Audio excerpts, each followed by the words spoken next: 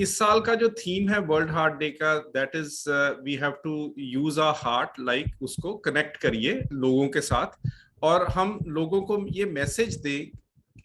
Keeping fully in mind पिछले 2 साल हमारे लिए वर्ल्ड के लिए हेल्थ पैरामीटर्स में आपने पढ़ा भी होगा, the health parameters of most of the western countries have gone down, longevity of life has reduced, और इतनी सारी लोगों की मौतें हुई हैं। और एम्फेसिस अब फिर से जहां के non infectious non communicable diseases कुछ साल तक हम रियलाइज करते थे कि यही सबसे ज्यादा इंपॉर्टेंट है, अब लास्ट 2 साल में कम्युनिकेबल डिजीज जो कि कोविड-19 ने जितना सारी दुनिया में जिस तरह से फैला है,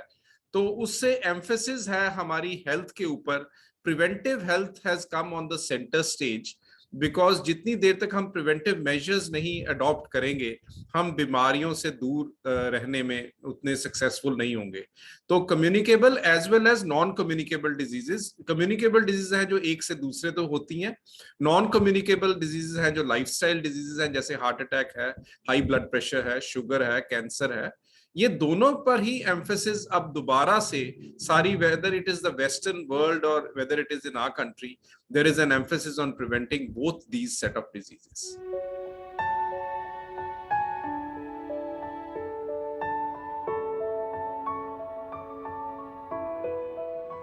कोविड की जब सेकेंड वेव आई तो हमारी कंट्री में it really came like a storm, and we were not mentally as well as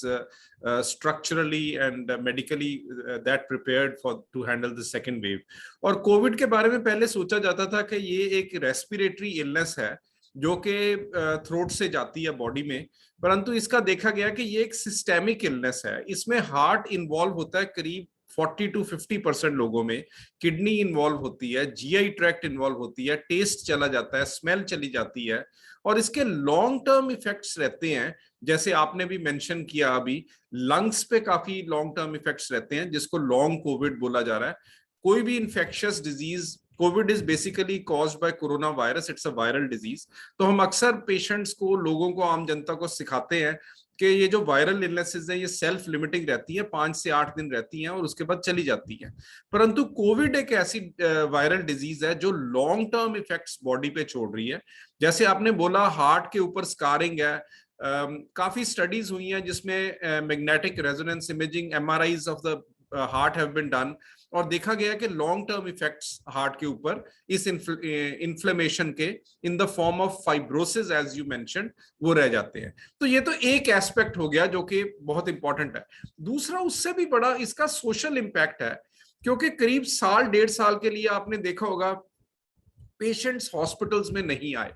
patients को, जिनको जरूरत थी हॉस्पिटल में जाने की, they did not reach in time, and lot of heart attacks, people were staying at home and they were not reaching out and getting the right care at the moment that they needed. उसका क्या effect है कि long term अब heart failure के patients, जिनमें heart की pumping कमजोर हो गई है, वो बहुत सा पूल ऑफ पेशेंट्स अब हमारे पास हॉस्पिटल्स में, क्लिनिक्स में आ रहा है, क्योंकि 1 साल 1.5 साल के लिए लोग इतना कोविड की तरफ चले गए कि जो non communicable disease, high blood pressure, diabetes,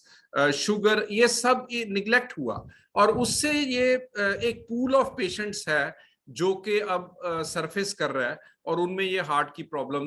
visible है। तो एक तो कोविड के कारण हार्ट इफेक्ट हुआ, दूसरा because we were so much focused on covid that the usual diseases के ऊपर लोगों का इतना एम्फेसिस नहीं रहा। हालांकि हमने देखा, और आपने भी बहुत अपने चैनल से लोगों को इन्फॉर्म किया, कि जिन लोगों को कोमॉर्बिडिटीज हैं, जैसे हाई ब्लड प्रेशर है, डायबिटीज है, हार्ट डिजीज है, उनके लिए कोविड से बचना ज्यादा जरूरी है, क्योंकि जो कोविड की मोर्टेलिटी है वो जिनको कोमॉर्बिडिटीज हैं, ये नॉन कम्युनिकेबल डिजीज, उनमें ज्यादा पाई जाती है। Of course old age, male sex, these are also factors, but ये कोमॉर्बिडिटीज भी एक बहुत इंपॉर्टेंट फैक्टर थी। तो वैसे तो हर टाइम पे अपनी नॉन कम्युनिकेबल डिजीज को कंट्रोल करना बहुत इंपॉर्टेंट है, परंतु ये कोविड के ईरा में, कोविड के पीरियड में बहुत से पेशेंट्स मेरे पास आते हैं, वो पूछते हैं डॉक्टर साहब हम वैक्सीन लगा लें, वो डरते हैं कि मेरे को तो हार्ट की प्रॉब्लम है, ब्लड प्रेशर है, शुगर है, मैं कोविड का वैक्सीन।